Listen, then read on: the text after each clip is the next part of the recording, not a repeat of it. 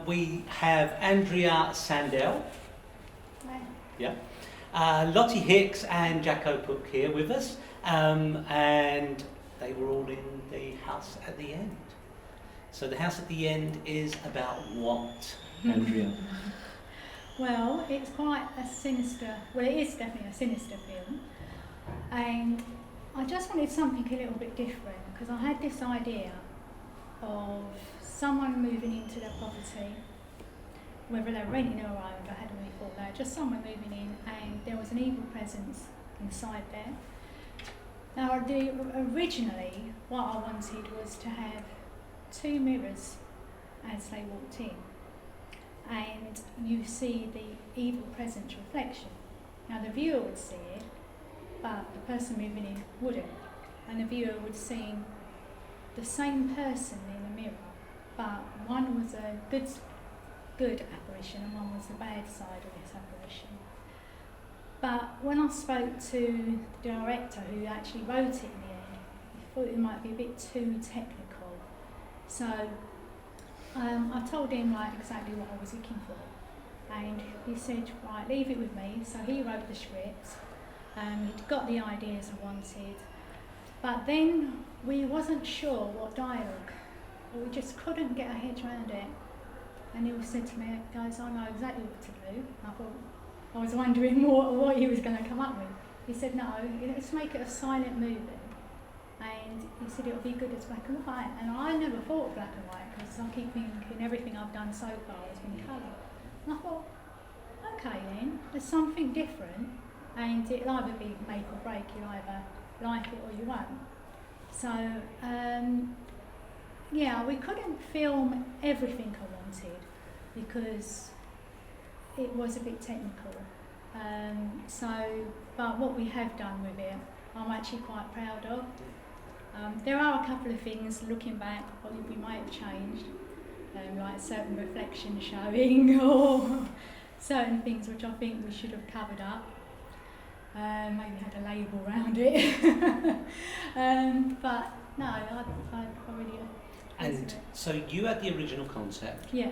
And it's Neil Hargett, yeah, who directed it and kind of took on the idea that you had. Yeah. So you got this concept, you got this idea, you spoke to Neil. Yeah. How did these guys come on board? How do you all get to kind of work together? Well, we met because we all love scare acting, and we met, I don't know, how long ago was it? A couple of years? Cool, at least 3 years ago that you and I first met, and then Jacko came in the year after, yeah. I mean, we got on really well, and we love to be quite evil ourselves and just make people fall over by jumping out on them. We had a lot of the same interests, and yeah, we just love time scaring. And then I just, we used to work for House of Horror escape rooms. Unfortunately, it was only around for about 6 months, but we were working there. And I loved promoting that, and me and Lottie went out as well in the high streets promoting it. And Lottie was such a good little actress, she just took on the character just like that. So automatically I thought, yeah, I want to give Lottie this little main role in this, because I knew she'd do a good job at it. Yeah. And yeah, she proved me right. Thanks. Did. So, okay, as somebody watching this film, you know what it's all about, you're the writer. These guys know what it's all about because you told them. Is it the house? Is that the estate agent?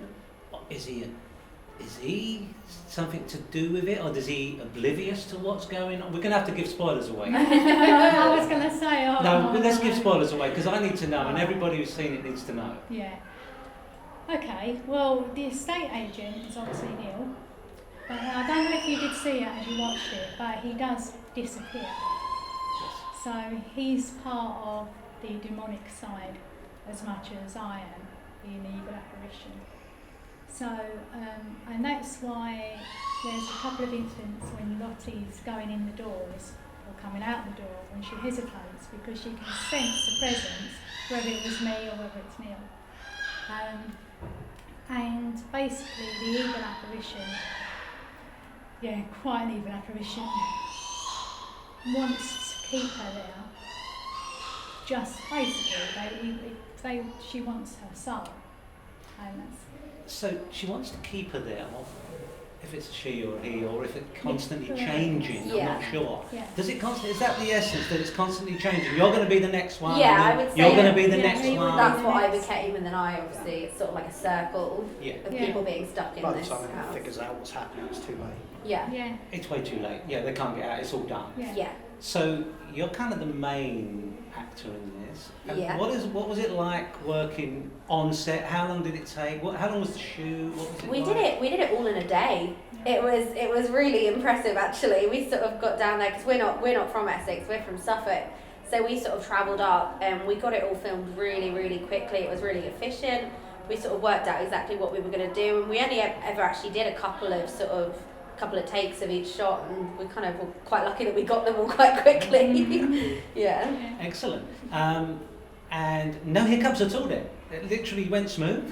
I mean, no, I can't really think of I think anything. we did a couple of retakes on the Yeah, stairs. very few retakes. But other than the stair one, no, it's alright. Yeah. Very impressive. Very impressive. Yeah. You got a tiny little part at the end. Going to get someone back here. Was it great working with these guys? I know you was only on there for a little time, but were you there for the whole shoot? Yeah, I was, and it was lovely to see, because the amount of times when you see a film shoot where you're agonising through shot and you're like, got to redo this one yet again, but it just didn't happen that way with this one. We just kind of went in and luck was on our side, and it was great. And the cameo was great fun. It was a cameo, but it looked fun. Great to be working with you again. And what about you disappearing, presumably drowning in the bath? Yes. I'm giving it all away. I know I'm spoiling It's spoilers fine. here. But something like this evil thing is just Sort of pulling you down, drags and me you're in, just. yeah. That's kind of a bit nasty, isn't it? Oh yeah, it was lots of fun to film though. Yeah. It So- was great fun. That's just you doing that. There's no Yeah, one, that's just me. because I couldn't see anything else tugging you or Yeah, no, I was just, I'm a dancer, so just sort of using my body to pretend I'm being dragged down a plug hole, as you do. It was very well done. Thank it has to you. be said. What's next for all of you?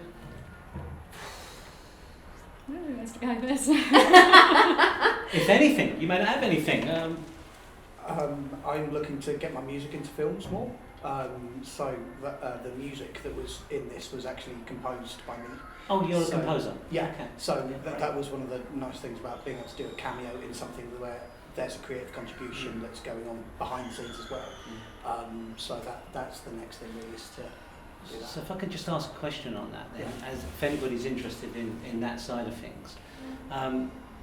When did they give you a cut to work on?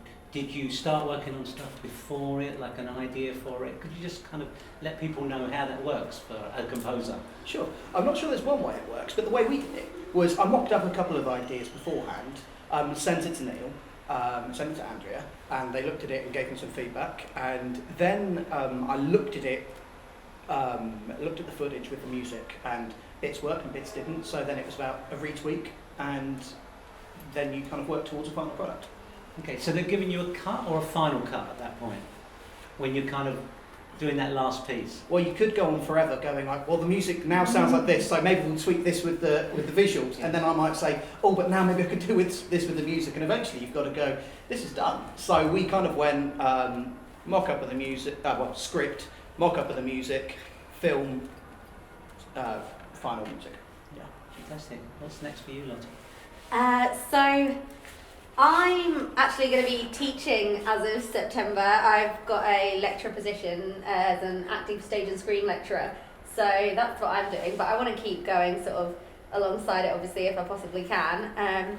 But yeah, I'm sort of constantly doing things. I've been doing a lot of extras jobs recently just because it's easy, especially in pandemic. There's not really an awful lot going on, but done a couple of Zoom plays and things, so I'm kind of keeping it all going, and hopefully as soon as we can kind of get out there again, it'll be a bit easier, hopefully. We hope so, we hope so. Andrea?